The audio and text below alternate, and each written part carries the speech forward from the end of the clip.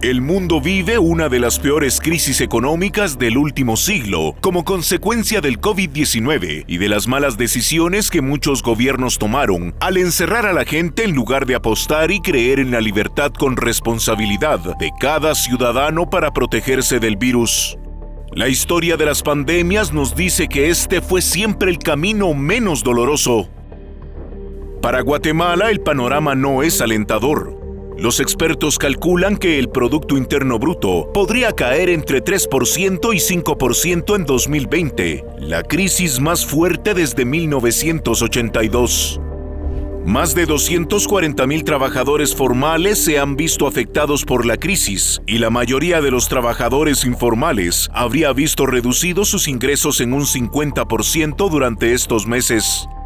Los ingresos fiscales han caído 5 meses consecutivos desde el mes de marzo y la propia SAT estima que se percibirán casi 7,000 millones menos de lo proyectado.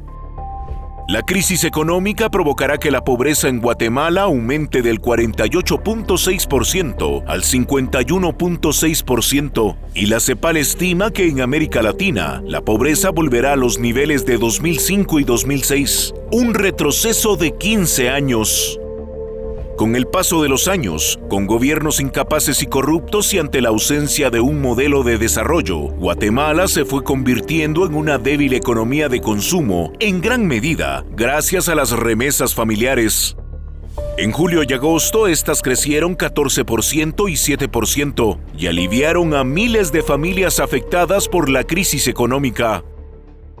Con una economía más débil y frágil de lo que ya era antes de la pandemia y con un futuro próximo carente de certidumbre, el gobierno presentó su proyecto de presupuesto para 2021. Analistas serios afirman que una propuesta de presupuesto de casi 100,000 millones de quetzales es exorbitante e irresponsable. Y peor aún, cuando 1 de cada 3 quetzales de ese presupuesto serían financiados con deuda pública. El déficit fiscal 2020 cerraría en 5.7% del Producto Interno Bruto y para el 2021 se estima que llegaría a 4.9%, con lo cual la deuda pública superaría el 32% del Producto Interno Bruto, la cifra más alta en varias décadas. Para una economía básica, débil y frágil como la guatemalteca, con esta exposición fiscal, comprometeríamos aún más el futuro que tenemos pendiente de construir. El presupuesto para 2021 debe tener como objetivo y prioridad la reactivación económica, pero a este propósito le asignaron apenas el 4.6%. El próximo presupuesto indica que seguirá usándose mayoritariamente para gastos de funcionamiento y pagos de lesivos pactos colectivos para sindicatos públicos. Hacer más de lo mismo no nos ayudará a salir de la peor crisis del último siglo.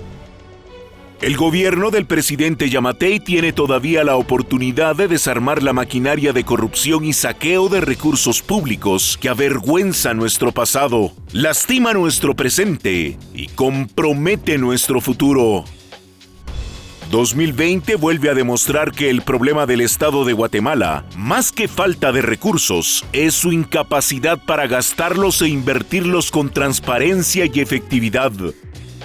Por eso, la reactivación económica y una tasa de crecimiento económico sostenida y suficiente que nos libere del subdesarrollo económico y social y provea al Estado de los recursos que necesita para hacer un buen trabajo, pasa inevitablemente por superar el subdesarrollo político que padecemos.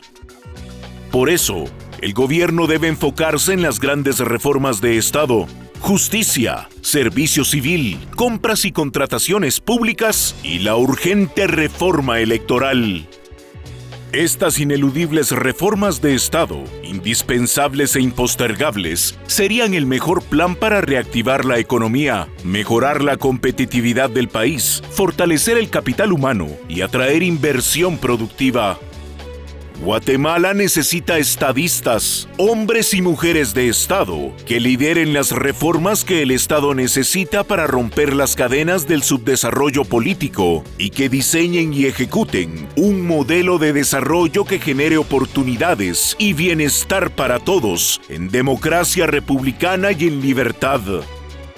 Samuel Huntington, Michael Mann y otros politólogos de talla mundial decían: ¿quieres conocer las prioridades de tu gobierno? Analiza su presupuesto.